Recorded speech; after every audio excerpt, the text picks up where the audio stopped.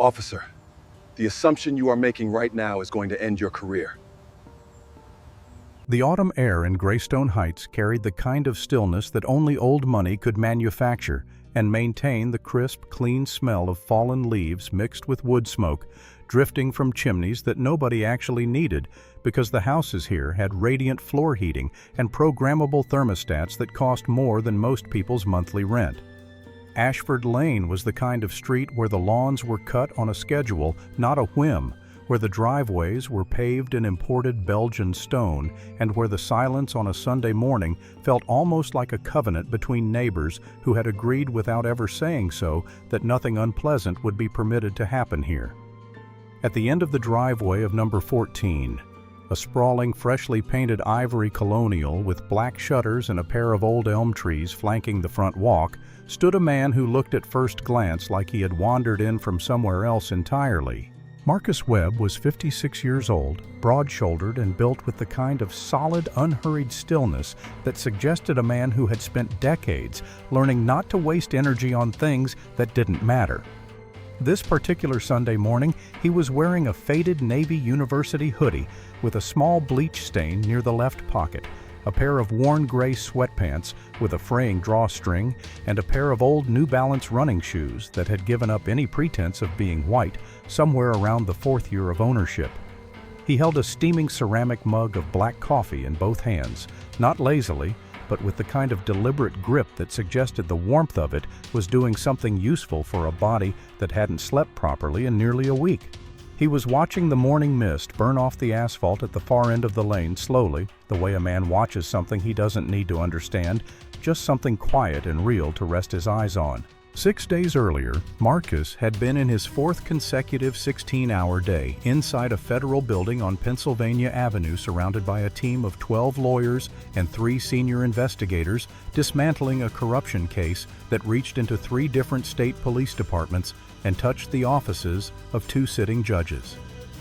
As the Deputy Assistant Attorney General for the Civil Rights Division of the United States Department of Justice, Marcus Webb was one of the most consequential legal officers in the country, a man whose signature on a federal indictment could end careers, close departments, and rewrite the operational policies of law enforcement agencies across entire regions. He had spent his professional life enforcing the laws that held the architecture of civil society together, prosecuting hate crimes, dismantling corrupt police departments, and ensuring that the protections written into the Constitution were not simply words on aged parchment, but living obligations that the government was required to honor. But on this particular Sunday morning, none of that existed. He was outside for one reason only. The contractor delivering the hardware for his newly installed custom front gate had called to say he was 20 minutes out, and Marcus had stepped outside to wait, forgetting entirely that his wallet was still sitting on the kitchen counter next to his reading glasses and a half-eaten bowl of oatmeal. He had purchased the property, all 4,000 square feet of it, the elm trees, the Belgian stone, the radiant floors the previous week, a quiet sanctuary just far enough from Washington that the city's noise couldn't follow him home on a Friday night. He took a slow sip of coffee. The mist continued to lift. For the first time in 6 days, Marcus Webb was not thinking about anything at all. 2 blocks north, Greystone Heights Police Cruiser Unit 84 rolled at an unhurried pace onto the lower end of Ashford Lane, its engine a low familiar rumble against the Sunday morning quiet, the tires barely whispering against the pristine asphalt. Behind the wheel sat Officer Derek Rourke, 34 years old, 10 years on the force with a tight buzz cut, a jaw that always seemed to be clenched slightly tighter than the situation required, and the kind of posture behind the wheel that suggested he believed the act of driving a police cruiser through a neighborhood constituted a form of ownership. His thumb rested on the lower arc of the steering wheel, casual and lordly, and his eyes moved with the practiced, acquisitive scan of a man who had decided long ago that his job was not to serve the public, but to maintain what he privately considered the correct order of things. Beside him in the passenger seat sat Officer Paul Sims, 26 years old, 3 months out of the academy, still learning to calibrate the gap between what the training manual said and what his training officer did. Sims was a decent young man by most measures, earnest, physically capable, genuinely believing when he had raised his right hand at graduation that the job was about protecting people. But 3 months with Rourke had introduced a slow, uncomfortable education in the unspoken rules of the precinct, and the primary unspoken rule was that you did not question the instincts of the man with 10 years on the job, especially not out loud, especially not in the cruiser. Rourke tapped the brakes. "Slow down a second, Sims," he said, his voice carrying the easy, almost bored authority of a man exercising a reflex rather than making a decision. Sims looked up from the cruiser's terminal, where he had been half reading an incident report from the previous night's shift. "What is it?" "Got a lurker." Rourke nodded through the windshield toward the figure at the end of the driveway of number 14, a black man in a gray hoodie standing completely still, holding a cup of something hot, looking at nothing in particular. Sims squinted through the glass. From this distance, the man looked calm, unhurried, entirely at ease. "Maybe he's a landscaper," Sims offered without much conviction, because he already knew how that suggestion was going to land. Or waiting for a delivery. On a Sunday morning, Rourke said the sarcasm arriving before the sentence was even finished, dressed like that, outside the old Harrington estate. He shook his head slowly, with the theatrical weariness of a man explaining something to someone he'd given up on. "That property just sold. It's supposed to be sitting empty right now. People from the south side of the city take the commuter rail out here on weekends, you know that, looking for easy targets. Open garages, cars left unlocked in the driveway. It's a pattern." Sims said nothing because there was nothing to say that wouldn't start an argument he would lose. Rourke accelerated slightly and pulled the cruiser hard to the curb, just feet from where Marcus was standing. The tires scraping concrete with a sound that was in its own small way a declaration of intent. The light bar remained dark. This wasn't a traffic stop. There was no legal basis for one, but the aggressive geometry of the vehicle's angle and the abruptness of the stop transformed the quiet Sunday driveway into something that felt unmistakably like a confrontation. Marcus did not flinch. He did not step back or shift his weight or look around for an exit or do any of the dozen small things that fear produces in a body without the person realizing it. He simply turned his head and looked at the cruiser the way a man looks at weather. Something present, something to be assessed, but nothing that required panic. Rourke stepped out of the driver's side door and hooked both thumbs into his duty belt, letting his right hand rest in the neighborhood of his service weapon. Not touching it, not close enough to justify any complaint, but close enough to communicate exactly what he wanted to communicate. It was a posture he had refined over 10 years, a physical sentence that said, "I am the one with the authority here, and we both know it." Sims climbed out of the passenger side and hung back slightly, his hands loose at his sides, his eyes moving between his training officer and the man at the end of the driveway, already feeling the specific unease of a person watching something begin that they are not sure should be beginning. Marcus watched all of this happen with a gaze as steady and unreadable as still water. Morning Rourke announced, closing the distance between them with 4 deliberate strides and stopping just inside the outer edge of what a reasonable person would consider personal space, not close enough to be legally actionable, close enough to be unmistakably aggressive. "Good morning, officers," Marcus replied, his voice a deep, unhurried baritone that carried easily in the quiet air without any effort or amplification. "Can I help you with something? What's your business out here today?" Rourke's eyes were already moving, scanning Marcus from the scuffed sneakers up to the faded hoodie, cataloging and dismissing the visual summary of a man who had already made his decision and was now looking for confirmation. "I'm enjoying my coffee," Marcus said simply, tilting the mug slightly in illustration. "Enjoying your coffee?" Rourke repeated, leaning into the repetition the way people do when they want to make something sound absurd. He glanced back at Sims with a small conspiratorial headshake. "You live around here, I do." "Yeah, where right here?" Marcus gestured toward the colonial behind him, the gesture small and economical as though the answer were obvious because it was. Rourke let out a short, sharp laugh, the kind that isn't really about anything being funny. "Right here." "Sure, buddy." He looked back at Sims again, performing for an audience of one. The Harrington place just sold to somebody from D.C. I know the agent personally. This property is supposed to be vacant. Then you should know it's been sold, Marcus said gently, and the gentleness of it was somehow worse than an argument would have been. Is there a problem, officer? The problem, Rourke said, taking one half-step closer, is that we've had a documented series of burglaries in this area over the past 3 weeks, and right now you are standing outside a recently vacated property in clothes that don't exactly say homeowner. So yes, I need to see some identification. Marcus's expression did not change. His eyes, however, cooled by approximately 10 degrees in a way that was subtle enough that Rourke didn't notice it. But Sims did. Am I suspected of committing a specific crime? Marcus asked. Rourke's jaw tightened. He hated this, not the question itself, but the calm, matter-of-fact register in which it was delivered, the register of someone who genuinely wanted an answer rather than someone who was stalling or performing. I told you. We're investigating a series of burglaries. Give me your ID, under Terry versus Ohio and the statutes of this state.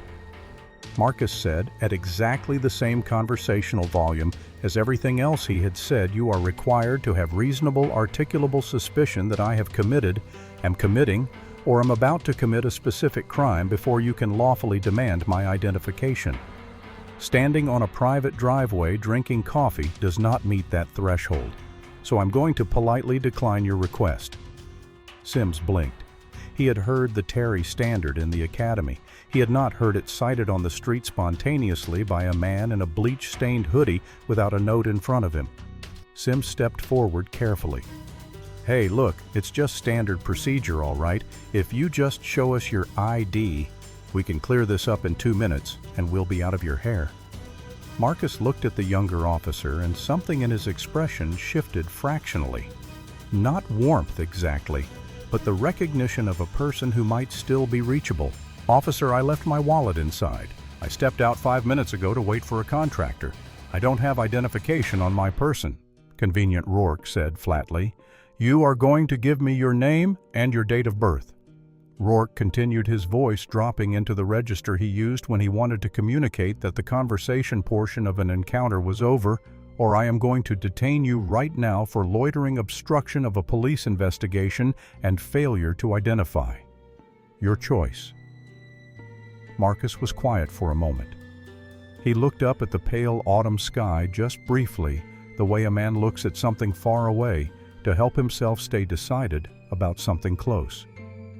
Then he looked back at Rourke, and his voice, when he spoke, had dropped to a register so quiet and so absolute that it seemed to change the temperature of the air between them. Officer, I am going to give you one piece of advice, and I want you to hear it clearly. He paused, not for drama, but because he meant it. Step back, get in your vehicle and drive away. Because the assumption you are making right now is going to end your career. The warning hung in the crisp morning air between them, complete and heavy, like a sentence already written. Sims felt the hair stand up on the back of his neck. There was something in the way the man had said it, not a threat, not bluster, not the adrenaline voice of someone who was scared and hiding it. It was the voice of someone who already knew the outcome of a thing and was offering a courtesy warning before it arrived. He opened his mouth. He was going to suggest they run the plates on the car sitting in the driveway, or knock on the neighbor's door, or do literally anything other than what Rourke was already doing. Rourke talked over him. Are you threatening a police officer? Rourke said, closing the final distance between them. And then his hand came out and grabbed Marcus's left arm just above the elbow, the grip hard and purposeful. Marcus did not pull away. He looked down at the hand on his arm, then slowly back up at Rourke's face. Remove your hand from my person. I am not a threat. I am not fleeing. You have no legal basis to touch me. You're under arrest, Rourke said, and spun Marcus around with a force that was entirely unnecessary, slamming him chest first into the cold stone pillar of his own driveway gate. The ceramic coffee mug left Marcus's hand and hit the Belgian stone below, shattering into 4 pieces, dark liquid spreading in a slow stain across the pale driveway. For what Marcus asked, his voice strained now but still controlled his cheek against the cold stone. Loitering, disorderly conduct, Resisting, Rourke said, pulling the handcuffs from his belt. "Blake, wait, let's just—" Sims was moving forward. Hands raised, his voice cracking slightly with the specific panic of someone watching a situation go catastrophically wrong. "Back off." Sims, Rourke ordered, yanking Marcus's arms behind his back, pulling the left shoulder upward at an angle that sent a bright line of pain down the arm. "Secure the perimeter." The handcuffs clicked closed, tight, too tight, the metal biting into the skin above Marcus's left wrist. Across the street, the curtains of a bay window parted. An elderly woman stood in the gap, one hand pressed to her mouth. A man jogging down the sidewalk pulled his earbuds out and stopped walking, staring. Marcus Webb was walked toward the cruiser with his hands pinned behind his back, his face betraying nothing, his spine as straight as it would have been walking into a federal courtroom. He looked once at the jogger as he passed, held eye contact for 2 full seconds, calm and deliberate, and then was loaded into the back of Unit 84, the heavy door slamming shut behind him.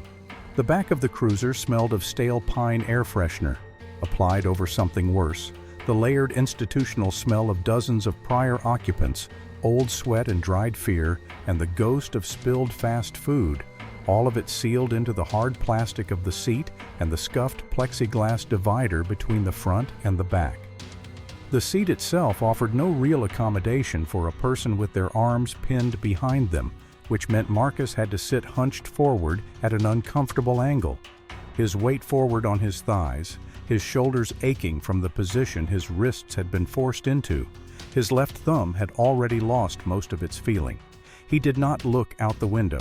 He sat very still, breathing in a measured, deliberate way, and looked at the back of Derek Rourke's neck. Rourke drove with one hand on the wheel, his posture expansive, his shoulders loose in the way a man's shoulders get when he believes he has just won something.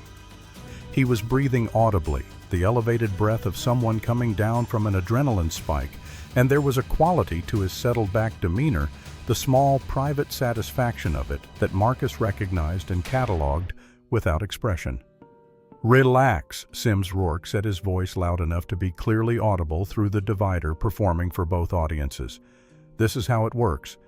Guy reads a Wikipedia article about the Fourth Amendment and thinks he can walk all over a working police officer. You show him the first inch, they take the whole block." He adjusted the rear-view mirror not to check traffic, but to make eye contact with the man in the back seat. "Not on this shift. Not on my patrol." Sims was quiet in the passenger seat, sitting very still, looking straight ahead, through the windshield, at the residential streets rolling past the Sunday morning joggers and the dog walkers and the people pulling newspapers from their front door slots, none of them knowing what had just happened 60 seconds ago on Ashford Lane. Rourke found Marcus's eyes in the mirror. "You could have done this the easy way, pal," he said with the tone of a man who genuinely believed he was being reasonable. "Just handed over your ID and we'd have been done in 30 seconds. Now you're getting processed, fingerprinted, and put in a holding cell. Hope you didn't have plans today." Marcus looked into the mirror. He held Rourke's gaze for a moment, steady, unhurried, without hostility, and without submission. And then he said quietly and clearly through the plexiglass, "I have exactly where I need to be, officer. But I think your day is going to turn out to be considerably longer than mine." Rourke let out a short laugh and reached forward to turn up the police radio, filling the cruiser with dispatch chatter and static. Marcus said nothing more. He turned his attention inward to the thing he had been thinking about since the moment the handcuffs closed, which was not his title and not the footage on the cloud server and not the phone calls he would make in approximately 45 minutes. It was the other people. The thought arrived with the particular weight that only truly important things carry. The people who sat in this same seat on this same hard plastic with this same smell of institutional fear all around them, and who did not have a federal ID number, who did not have 23 years of constitutional law memorized, who did not have the Attorney General's personal cell number stored in their head, the 19-year-old coming home from a double shift at a warehouse, the 40-year-old father who took a wrong turn through the wrong neighborhood, the college student who forgot his student ID in his dorm room. They sat in this seat with no safety net underneath them, and whatever happened to them in that booking room was simply what happened, and there was no camera on a cloud server, and no federal task force waiting in the wings. And the thing that Derek Rourke did to Marcus Webb this morning was not an aberration or a one-time miscalculation. It was a practice refined and comfortable and largely consequence-free until this particular Sunday. Marcus made a decision, quiet and absolute, sitting in the back of Unit 84 with his left thumb numb and his coffee cooling in pieces on his Belgian stone driveway. He would not announce himself early. He would let the trap close completely. The cruiser pulled into the sallyport of the Greystone Heights Police Department, the heavy concrete walls rising on both sides, the engine cutting out the fluorescent overhead of the intake bay, flooding the interior with its particular brand of colorless exposing light. The heavy steel door of the station interior stood ahead, solid and indifferent. Marcus waited. The booking area of the Greystone Heights Police Department was a room that had been designed intentionally or not to make a person feel small. The ceiling higher than necessary, the walls painted the institutional off-white of rooms where decisions are made about other people's lives, the fluorescent lighting overhead, the kind that flattened everything underneath it into the same washed-out, slightly unreal quality. It smelled of bleach and burnt coffee, and the specific odor of a space that processed a certain kind of human experience on a repetitive daily basis and had absorbed it entirely into its walls. Behind the high intake desk sat Sergeant Dave Kowalski, 52 years old, with a graying mustache that had been the same length for approximately 14 years, a coffee mug that said "World's Okayest Cop" that his daughter had given him as a joke, and that he used unironically, and the permanent expression of a man who had seen enough of everything, that very little of it surprised him anymore. He was a 20-year department veteran, not corrupt, not crusading, just deeply professionally tired in the way that good cops who have stayed too long in imperfect systems tend to get, and he was working his way through a stack of paperwork from the overnight shift when the sallyport door opened and Rourke came in with the man in handcuffs. Kowalski did not look up immediately. Rourke brought people in. That was a thing that happened. Morning Sergeant Rourke announced in the voice he used when he wanted an audience. John Doe found loitering outside the vacant Harrington estate on Ashford Lane. Refused to identify himself, became belligerent, cited legal mumbo-jumbo failure to identify loitering obstruction resisting. Kowalski set down his pen and looked up. His eyes moved over the man standing beside Rourke, the faded hoodie, the sweatpants, the scuffed sneakers, the handcuffs, and then something that Kowalski had developed over 20 years, something that was not quite instinct, but was close to it, registered an inconsistency and sent up a quiet flag. It wasn't the clothes, it wasn't even the man's face. Though the face was calm in a way that was unusual, not the glassy calm of someone dissociated, not the rigid calm of someone holding themselves together by force of will, but the calm of a person who was simply not afraid, which in this room, in this situation, with those cuffs on his wrists, was strange enough to notice. It was the posture. The man stood with the unconscious, habitual authority of someone who spent their working life at the front of rooms, not aggressive authority, not performed authority, but the settled structural authority of a person who is accustomed to other people listening when they spoke. Kowalski had booked a lot of people in 20 years. This was not how any of them stood.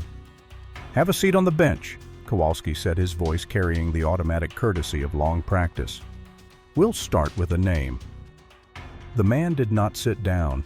He looked directly at Kowalski, not challenging, not hostile, but with a directness that was almost courteous in its intensity, and he said, his voice carrying clearly enough that the two officers doing paperwork at the side desks along the far wall both paused and looked up. "Sergeant, before you write anything on that sheet, I'd like you to call Chief Raymond Elias at his home number. Wake him if you need to. Tell him to come to the precinct immediately." A brief pause. "I'll wait." Rourke laughed a genuine laugh, full-throated, the laugh of a man who was genuinely entertained and also slightly relieved because laughter was easier than the alternative, which was the small, cold prickle of uncertainty that had been working its way up the back of his neck since the man had cited Terry versus Ohio from memory in a bleach-stained hoodie. "Listen to this guy," Rourke said. "He wants to talk to the chief." The two officers at the side desks looked at each other. Kowalski did not laugh. He looked at the man standing in front of his desk. Handcuffs on coffee mug, long gone left wrist marked with the beginning of a bruise along the cuff line, and asked the question that 20 years of reading people had given him the sense to ask. Who are you? The booking room went quiet enough that the fluorescent light overhead could be heard buzzing. Marcus took one slow breath, the kind that is not about steadying nerves, because the nerves were already steady, but about giving a moment the space it deserved. My name is Marcus Webb, he said, and then he paused for one beat. The pause of a man who has said something and is letting it land before he says the next thing. I am the Deputy Assistant Attorney General for the Civil Rights Division of the United States Department of Justice. What followed was not silence in the ordinary sense. It was something that happened underneath sound, a collective neurological interruption, as though the room's ability to process new information had briefly exceeded its capacity and simply stopped the way an overloaded circuit doesn't spark or explode, but just quietly, completely opens. Rourke's smirk, which had been forming on his face from the moment Marcus began speaking the preparatory architecture of another laugh, did not complete itself. It froze somewhere between its beginning and its intended end, the muscles of his face simply ceasing to execute the instruction, leaving him with an expression that was neither a smirk nor anything else, just the face of a man whose operating assumptions had just been violently interrupted. Sims, standing 2 steps to Rourke's right, took one involuntary step backward without appearing to decide to do so, his shoulders finding the painted cinderblock wall behind him as though seeking something solid, his breath arriving in a small audible catch.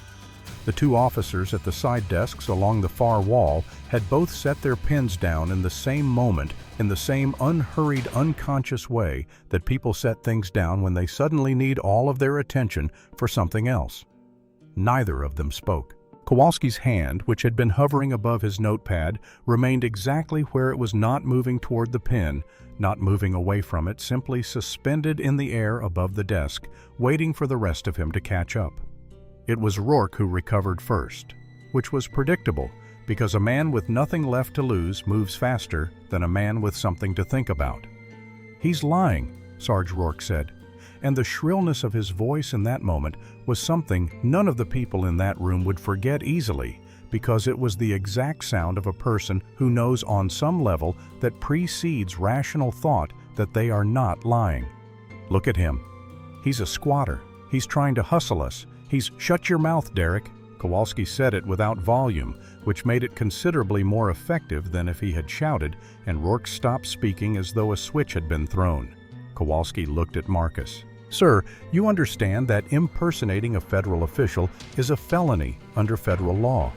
I am intimately aware of Title 18 United States Code. Section 912, Sergeant Marcus said in the tone of a man citing a familiar reference. My federal identification number is Alpha 7942. You'll find me listed directly under the Attorney General's Executive Staff Directory in the NCIC Federal Portal. I would suggest you open your terminal type in that number and do it fairly quickly. Kowalski did not wait. His fingers moved across the keyboard with a speed that surprised even him, bypassing the local county databases he used 100 times a day, going directly to the federal portal he had accessed perhaps twice in 20 years. The booking room was so completely quiet that the individual keystrokes were audible, each one landing in the silence like something being counted. Rourke stood very still. The color in his face, which had been high with adrenaline and the flush of authority since the moment he'd stepped out of the cruiser on Ashford Lane, was draining in a way that was visible and gradual and awful to witness. Not a sudden blanching, but a slow recession, like watching a tide go out. Sims had his back against the wall and was breathing carefully. Kowalski hit enter. The screen loaded. 3 seconds passed, 3 seconds that had the specific geological weight of time in situations where the outcome of many things is being decided simultaneously. And then the federal portrait appeared. It was a high-resolution official photograph, the kind taken against a neutral background in a government building, and the man in the photograph was wearing a charcoal Tom Ford suit with an American flag pin on the lapel and an expression of composed, unhurried authority. And beneath the photograph, in clean, bold federal typeface, the text read, Marcus D. Webb, Deputy Assistant Attorney General, Civil Rights Division, United States Department of Justice. Security clearance, top secret/CI. Kowalski looked at the screen. Then he looked at the man standing in his booking room in scuffed New Balance sneakers with handcuffs on his wrists. It was the same jaw, the same eyes, the same expression, the composed, unhurried authority that had been sitting in the photograph for however long it had been there, and that was standing in this room right now in a bleach-stained hoodie, waiting with infinite patience for whatever happened next. "Dear God," Kowalski said very quietly, and then he kicked his chair back so hard it hit the wall behind him with a crash that made Sims flinch. "Sims, get those cuffs off him, right now." "Don't touch me, Officer Sims," Marcus said sharply and clearly, and Sims froze, mid-lunge, key already in hand. Marcus's voice had not risen. It was still the same measured, deep baritone, but it carried the absolute authority of a man issuing a legal instruction. And everyone in the room understood instinctively that it was a legal instruction and not a preference. "No one removes these handcuffs until Chief Elias is standing in this room personally as a witness to the condition in which I was brought into this facility." He paused. "Furthermore, Sergeant, I want the hard drive from Officer Rourke's body camera and the dash camera from Unit 84 pulled immediately, sealed, and entered into an evidence locker under my direct supervision. If a single frame of footage from this morning is missing, altered, or reported corrupted, when the FBI arrives, I will have federal agents executing search warrants on this building before the lunch hour." The room did not move. Rourke made one final attempt, his voice cracking badly, the desperation audible in every syllable, the last lunge of a man going under siding resistance, physical aggression, threatening posture, officer safety. Marcus turned and looked at him directly for the first time since they had left Ashford Lane. "Officer Rourke," he said, and the way he said the name was the way a prosecutor reads a name into a court record, precise, permanent, without animosity. "You grabbed my arm without legal basis. You slammed me into a stone pillar. You applied excessive force during an unlawful arrest. You then moments ago told your sergeant that I was physically aggressive toward you, knowing that statement to be false, knowing that Officer Sims would be asked to corroborate it." He let that settle for one beat. Every one of those acts constitutes a federal crime under 18 U.S.C. Section 242, deprivation of rights under color of law. And I have been prosecuting cases exactly like this one for 23 years. One more beat. So I want you to be very careful about anything else you decide to say in this room, because everything you say from this point forward is being heard by a senior official of the United States Department of Justice. Rourke stared at him. He had nothing left. 25 minutes went by in the booking room of the Greystone Heights Police Department, and those 25 minutes had a texture unlike any that most of the people present had experienced in a professional setting before. A thick, suspended, suffocating stillness, like the air pressure in a room where everyone knows something important is about to happen, and nobody has anything useful to do while they wait for it. Marcus stood exactly where he had been standing since the moment he finished speaking, in the center of the booking room floor, handcuffs on posture. Unchanged, left wrist darkening with a bruise that was becoming more pronounced by the minute, and that he had not once looked down at or touched or mentioned. He had declined the chair Kowalski offered. He had declined a cup of water. He simply stood breathing evenly, looking at a point on the middle distance, occupying the room with the particular quality of a person who has decided to be patient and means it completely.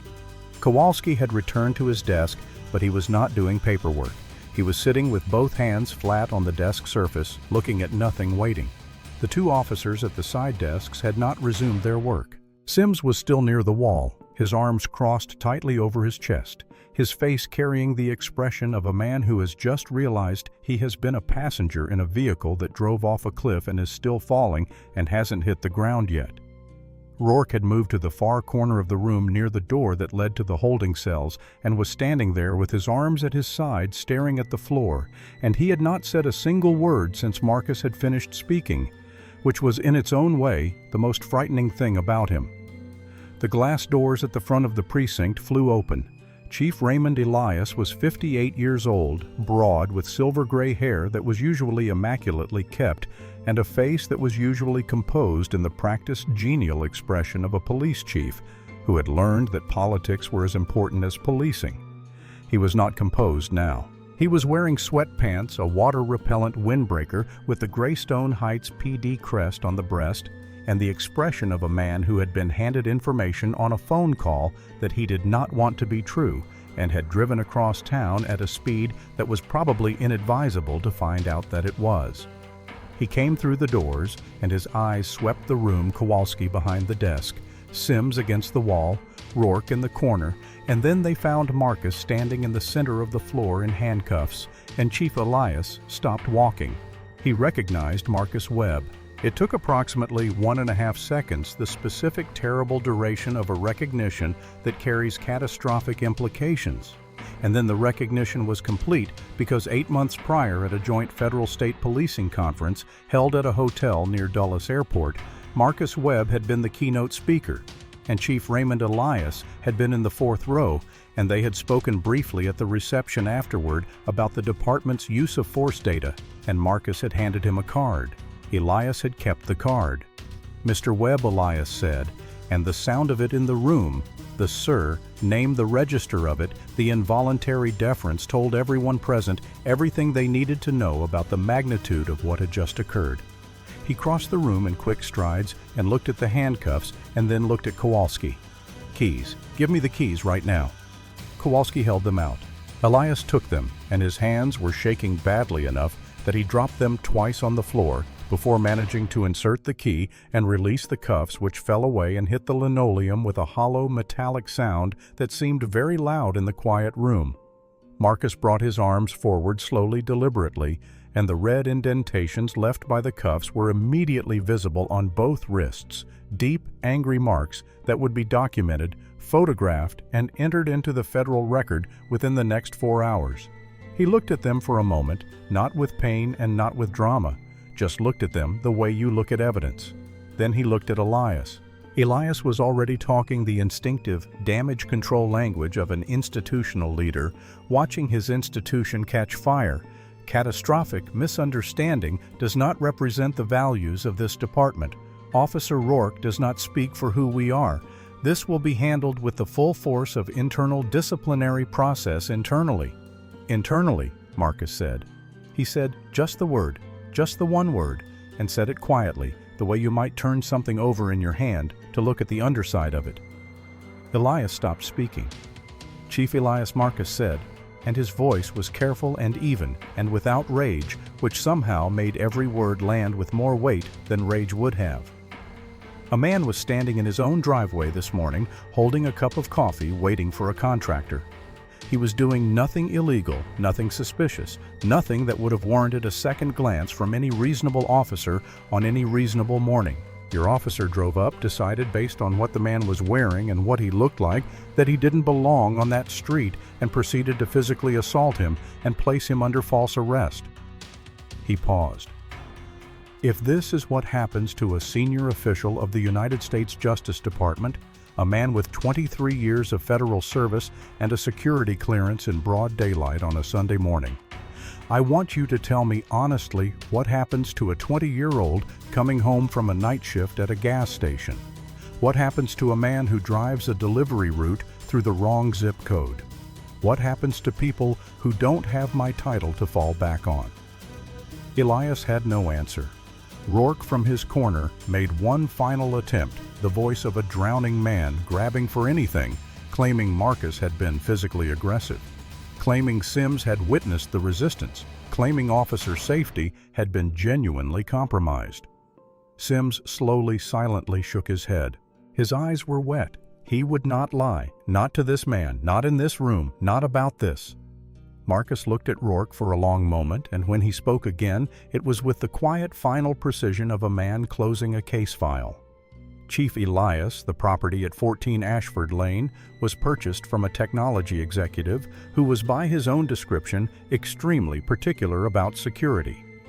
The property runs a military-grade 4K perimeter surveillance system with parabolic microphones capable of capturing audio at a range of 60 feet. He let that land for one beat. The entire encounter, from the moment Officer Rourke's cruiser pulled to the curb on Ashford Lane to the moment he applied these handcuffs to my wrists, is stored in its entirety on an encrypted cloud server. My security team at the Department of Justice was instructed to preserve and download that footage 40 minutes ago. He picked up the broken handle of his ceramic coffee mug from where Kowalski had placed it on the corner of the booking desk and looked at it for a moment. Expect a team from the FBI's Civil Rights Division at this facility at 0800 hours tomorrow morning. Have your legal counsel present and your records accessible. He set the broken handle back down. He buttoned the cuff of his navy hoodie, and he walked out through the glass doors of the Greystone Heights Police Department into the Sunday morning air, leaving the booking room behind him in a silence so complete and so heavy that none of the people in it would fully be able to describe it afterward, even to themselves. Monday arrived in Greystone Heights the way Mondays usually did.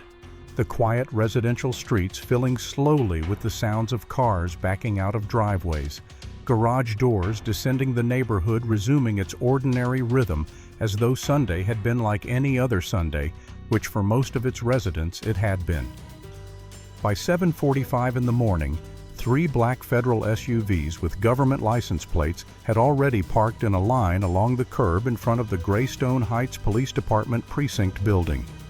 By 7:58, 6 FBI agents from the Civil Rights Division were standing at the front entrance, warrant documentation in hand, waiting for the clock to reach the hour their instructions specified.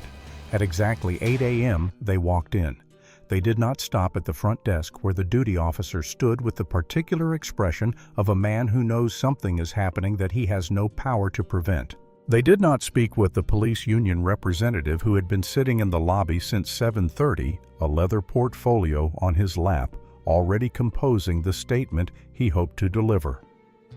They went directly to the records room, presenting federal warrants that authorized the seizure of 10 years of traffic and pedestrian stop data, all internal affairs, complaint files, all use of force incident reports, and every hard drive from every dashboard camera in every vehicle in the department's fleet. They carried it all out in bankers' boxes methodically, without drama, loading them into the backs of the SUVs, while residents of Greystone Heights slowed their cars and watched from a cautious distance. The Department of Justice had formally opened a pattern or practice investigation into the Greystone Heights Police Department, not into Officer Rourke, specifically not into a single incident, but into the entire institution. The full accumulated weight of a decade's worth of decisions, policies, and practices that had created the conditions under which a senior federal official could be physically assaulted in his own driveway on a Sunday morning while holding a cup of coffee.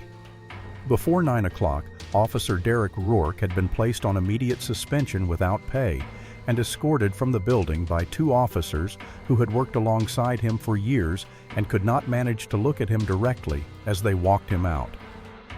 He handed in his badge and his weapon at the sergeant's desk. Kowalski's desk, though Kowalski had made a point of being in the back room when it happened, and walked out through the front doors into the October morning. The police union representative intercepted Rourke on the front steps and began speaking quickly. Promises of representation, assurances of process, the language of institutional protection that had shielded officers like Rourke from consequence for long enough that they had stopped believing consequence was something that applied to them. Rourke barely seemed to hear him. He stood on the steps of the precinct, squinting against the morning light, looking at the line of federal SUVs at the curb, and something behind his eyes had the quality of a man trying to locate in his memory the exact moment when he had made the decision that led him to this one, the precise turn in the road where the alternate path had been available and he had chosen not to take it. He did not find it because there had not been a single turn. There had been 10 years of small ones, each one so minor as to be nearly invisible. each one making the next one easier and easier and easier until standing on a driveway and deciding that a black man in a hoodie couldn't possibly belong to a house that cost $2 million felt like instinct rather than choice. And the difference between those two things was precisely what the federal investigation was going to spend the next 18 months documenting. The union rep was still talking. Rourke looked at the ground. Inside the precinct, the FBI agents continued their work in the orderly, unhurried manner of people who had done this before and knew exactly how long it took and saw no particular reason to rush. They were not here to punish. They were executing a mandate, collecting the raw material of an institutional record that would either justify or refute what the DOJ already suspected, that what had happened to Marcus Webb on Ashford Lane was not an anomaly, but a practice, and that the practice had been operating without meaningful interruption for a very long time. The bankers' boxes filled. The SUVs sat at the curb. The neighborhood watched. The footage from the 14 Ashford Lane perimeter security system was released to the federal grand jury on a Thursday morning, 3 weeks after the arrest, in a sealed proceeding that lasted 4 hours and resulted in the grand jury asking to see 2 of the 7 camera angles a second time. Not because the first viewing was unclear, but because what it showed was stark enough that the jurors, who were experienced citizens accustomed to weighing difficult evidence, needed to see it again, to be certain they had seen it correctly. What the camera showed was this: a man standing at the end of a private driveway on a Sunday morning, holding a mug of coffee with both hands, his feet still, his posture relaxed. Looking at nothing in particular, the posture of a person doing absolutely nothing. A police cruiser approaching at a pace that was slower than traffic and more deliberate than a patrol pulling hard to the curb at an angle that was not the angle of a vehicle stopping to park. One officer getting out and approaching with his thumb near his weapon. The exchange that followed captured with the clarity of a $40,000 perimeter system designed by a man who had been particularly serious about security, every word of it audible, every word of it preserved. The parabolic microphones had also captured what Rourke said to Sims in the cruiser before stepping out. The grand jury heard those words. They were the words of a man who had looked at a black man in a worn hoodie and had decided in the comfortable, unexamined way that a person decides something they have decided many times before without consequence, that the man did not belong on that street, and that this conclusion required no evidence and no verification and no further thought. They were ordinary words, which was in certain ways the most damning thing about them. They were not the words of an unusual person having an unusual thought. They were the words of an uncorrected habit speaking aloud. The camera then showed Marcus not pulling away when Rourke grabbed his arm. Marcus's body rotating with the force of Rourke's grip, not against it. The body language of compliance, not resistance. The slam into the stone pillar of the gate, the angle of it, the force of it, the way Marcus's coffee mug left his hand and hit the ground. The handcuffs going on. And then Marcus Webb walking to the cruiser with his back straight and his head up in handcuffs on his own driveway, past the jogger who had stopped on the sidewalk with the unhurried dignity of a man who had decided exactly what was going to happen next and was content to let it unfold. The grand jury did not deliberate for very long. Officer Derek Rourke was indicted on federal charges, deprivation of rights under color of law, under 18 U.S.C. Section 242, filing a false police report and civil rights violation under federal statute. His attorney, a private defense lawyer retained at significant expense, and with the optimism of a man who had not yet seen the footage, reviewed the 4K perimeter recording at a pre-trial disclosure session and advised Rourke to seriously reconsider his options. Qualified immunity was formally stripped at the federal level because the rights Rourke had violated were so clearly established in law that no reasonable officer could have believed the arrest was lawful. The police union, which had sent a representative to sit with Rourke on the precinct steps the morning of his suspension, sent his attorney a formal letter of disassociation 3 days after the indictment, not to him personally, but to his attorney, which was a particular kind of institutional abandonment that communicated efficiently and without sentiment that he was no longer considered worth the cost of protection. The local prosecutor's office issued a statement describing Officer Rourke as a former employee whose conduct was inconsistent with the standards of the department and the values of the community. They did not mention that the same office had reviewed and approved Rourke's prior use of force reports on 7 separate occasions without finding cause for concern. In the apartment Rourke had been renting since the week his wife took their 2 children to her mother's house in Delaware. The federal indictment paperwork arrived on a Tuesday. He had been in the kitchen making coffee, the ordinary domestic act of it, the ritual of it, when the courier knocked. He brought the envelope inside and sat down at the kitchen table and opened it and sat there reading it with both hands flat on the table because there was nothing else to do with his hands. The same hands that had slapped handcuffs onto Marcus Webb's wrists on a Sunday morning in October now held a federal indictment that described in the precise impersonal language of law every specific thing those hands had done and what it had cost and what it was going to cost next. He sat there for a long time. Outside, the October light was doing what it always did at that hour, gold and specific and indifferent to everything beneath it. The sentencing hearing was not dramatic in the way that proceedings on television are dramatic. There were no surprise witnesses, no last-minute revelations, no moment when the trajectory of the room reversed. It was quiet and inexorable and procedural in the way that genuinely consequential things often are, the weight of it arriving not in a single blow, but in the accumulated gravity of everything that had already happened, settling finally and permanently into the formal record of the court. The federal judge presiding over United States versus Derek Rourke was a woman named the Honorable Patricia Nguyen, 61 years old, with a reputation in the federal system for sentences that were precisely calibrated to the specific harm done and not a day longer or a day shorter, and for statements from the bench that were models of clarity and economy, and that did not traffic in theater or condemnation for its own sake. She had read the record completely. She had reviewed the footage. She had read the impact statements submitted by several of the individuals who, in the course of the pattern or practice investigation, had come forward to describe encounters with Officer Rourke that bore a striking and documented resemblance to what had occurred on Ashford Lane. She looked at Rourke over the top of her reading glasses for a moment before she spoke. Rourke stood at the defense table. He had been in county detention since the conviction, and the 37 days of it had done something visible and irreversible to his posture.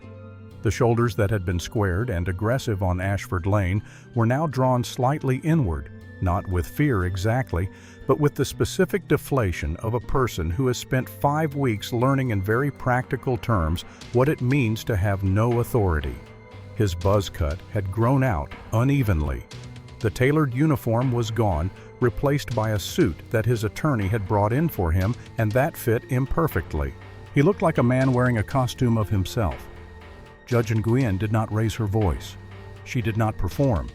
She spoke instead about the nature of the harm, not the harm to Marcus Webb specifically, who was by any measure more equipped than most to absorb and respond to what had happened, but the harm to the community of people who were not. She spoke about what it meant when the apparatus of public safety was used repeatedly and without meaningful accountability as an instrument of intimidation against the very population it was sworn to protect. She spoke about the documented pattern, the 9 prior complaints, the 7 approved use of force reports, the institutional record that showed not a rogue officer acting in isolated deviation from the department's culture, but an officer acting in consistent accordance with it until the culture itself was forced to account for what it had built. She spoke about trust and about how long it takes to build and how quickly it is destroyed, and how the destruction of it affects not just the people directly targeted, but the entire web of civic life that depends on the belief that public authority is exercised in good faith. Then she sentenced him. 52 months in federal custody, mandatory minimum, no possibility of early release. The gavel came down, not violently, just firmly, the way things end when they are truly over. Rourke's legs did not give way, but they seemed to consider it. The morning of transport came 3 weeks later on a gray November Tuesday, and it arrived the way all institutional mornings arrive, without ceremony, without accommodation for the particular individual. The same procedure applied to him as to every other person who had moved through that process before him. He was in civilian clothes when they transferred him to the transport restraints. And then he was in restraints, and then he was in the vehicle, and the vehicle was moving, and Greystone Heights was behind him, and everything that had constituted his life in Greystone Heights, the cruiser, the duty belt, the authority that had felt so solid and so permanent on an October Sunday morning, was behind him too. The Federal Correctional Facility was 2 hours south, a low, sprawling complex of concrete and reinforced fence that announced itself from the highway as a place designed to contain rather than welcome.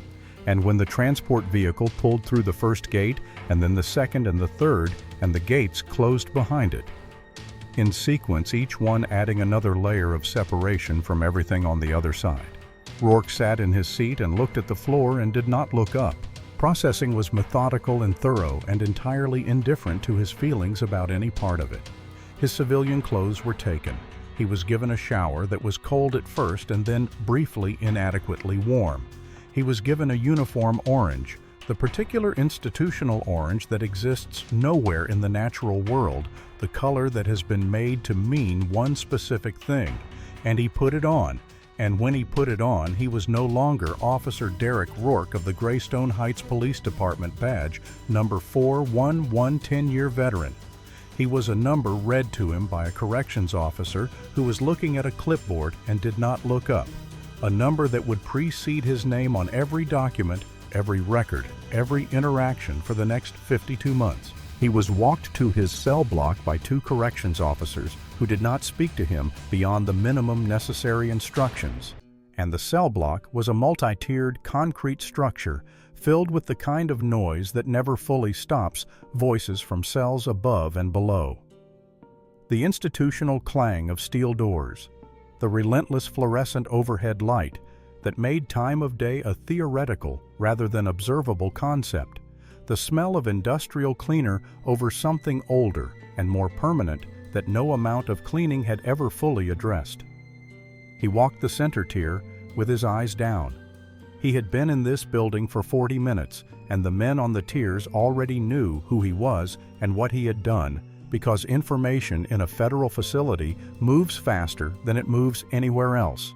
And the information that moves fastest is information about police officers, because there is a population in every federal facility for whom that information is personally relevant.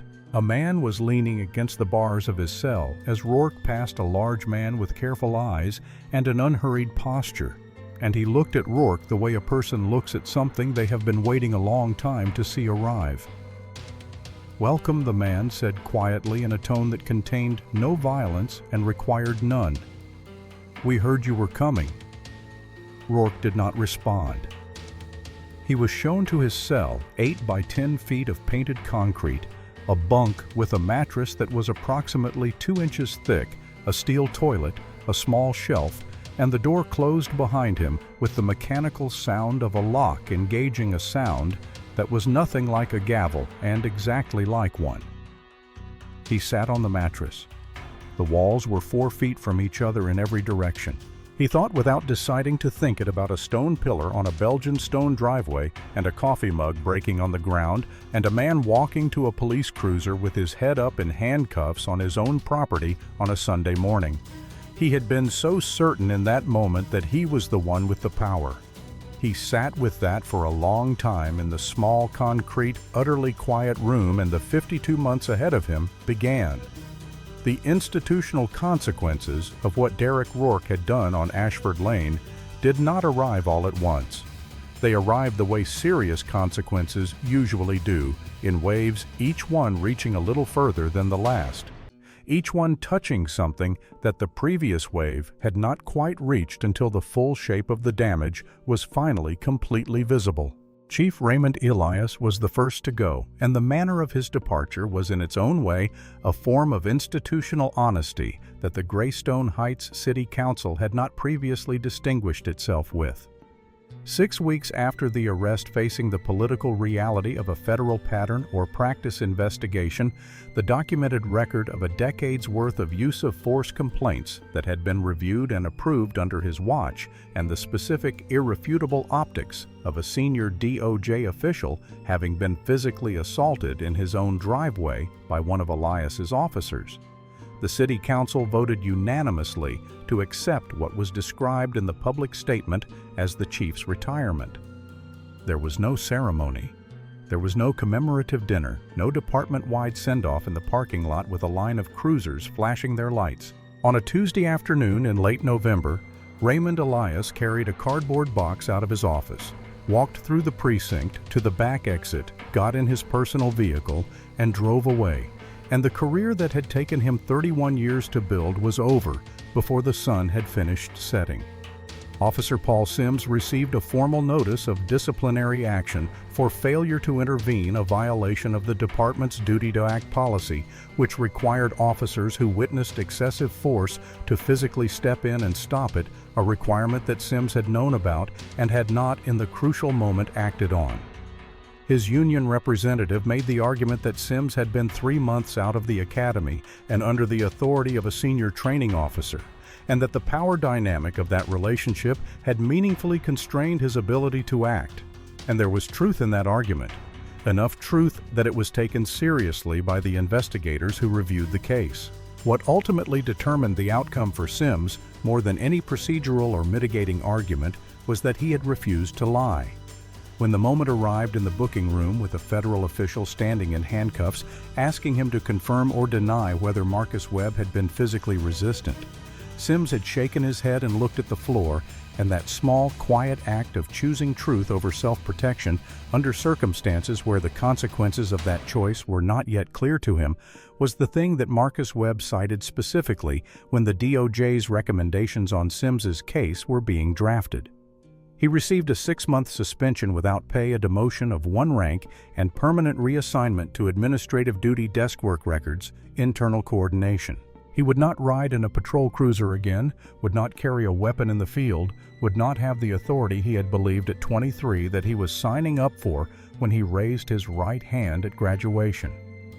He kept his job and his freedom and his pension, which were not small things, and he accepted the terms of his disposition without appeal, because he understood with a clarity that the preceding months had provided at considerable personal cost that the terms were fair. It was not a happy ending for Sims, but it was a just one, and those two things are not always the same. The Greystone Heights Police Department, under the terms of a federal consent decree negotiated over 3 months of intensive federal oversight, was required to implement a comprehensive set of structural reforms, the word reform barely adequate to describe what was actually being demanded, which was a fundamental change in the relationship between the institution and its accountability mechanisms. Every use of force policy in the department was rewritten from the foundation. Implicit bias training was made mandatory for every sworn officer, administered annually and documented. A civilian oversight board was established with genuine investigative authority, not advisory, not recommendatory, but binding with the power to review complaints, compel testimony, and issue findings that the department was legally required to respond to. All pedestrian and vehicle stop data was to be collected, analyzed for disparities, and published publicly on a quarterly basis, available to any resident who wanted to read it. The consent decree was significant, not because it punished the people who had allowed things to get to this point. Punishment had already been distributed in various forms to the people most directly responsible, but because it changed the architecture of the institution itself, the embedded structures of authority and accountability that had made it possible for Derek Rourke's habits to develop and persist and compound over 10 years without meaningful interference. Marcus Webb had not pursued a private civil lawsuit against the city or the department, though he had every legal basis to do so. A private settlement reached through the city's insurance carrier would have resulted in a payment funded by taxpayers, the very people who deserved protection, not a bill, and would have allowed the police union and the department's leadership to manage the narrative, contain the damage, and preserve the institutional culture that had produced the problem in the first place. He was not interested in a check. He was interested in a consent decree and a civilian oversight board and 10 years of traffic stop data in the hands of federal investigators, and that was what he had, and it would outlast the names of everyone involved in the incident on Ashford Lane. Mrs.